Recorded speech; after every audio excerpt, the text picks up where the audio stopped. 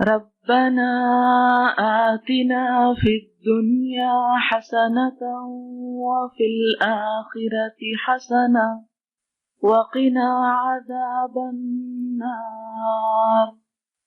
ربنا اے ہمارے رب، آتنا عطا کر ہم کو، فی الدنیا دنیا میں، حسنتن بھلائی، وفی الآخرت اور آخرت میں، حسنتن بھلائی، وقنا اور بچا ہم کو، عذاب النار آگ کے عذاب سے۔ اس دعا میں ایک بندہ مومن کو دنیا اور آخرت دونوں کی بھلائی مانگنے کے لیے کہا جا رہا ہے۔ دنیا کی بھلائی کیا چیز ہے؟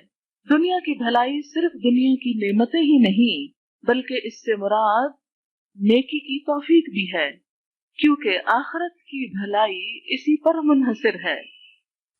اور پھر ایک بندہ مومن کی نگاہ صرف دنیا میں اٹک کر نہیں رہ جاتی، اسے اپنی منزل بہت بلند نظر آتی ہے، اسی لیے وہ پکار اٹھتا ہے، ربنا آتنا فی الدنیا حسنة وفی الآخرة حسنة وقنا عذاب النار۔ اور صرف بھلائی ہی مانگنے کو نہیں کہا گیا، بلکہ اس کے ساتھ ساتھ آگ کے عذاب سے بچنے کی بات بھی کی گئی، اس لیے کہ جو انسان آگ سے بچا لیا گیا وہی دراصل کامیاب ہوا۔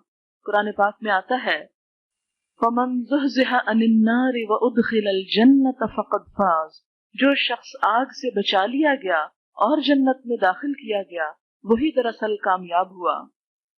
تو اس سے کیا پتہ چلتا ہے کہ صرف دنیا اور آخرت کی بھلائی ہی نہیں، بلکہ آخرت کی رسوائی اور آخرت کے عذاب سے بچنے کی دعا مانگنا بھی بہت ضروری ہے۔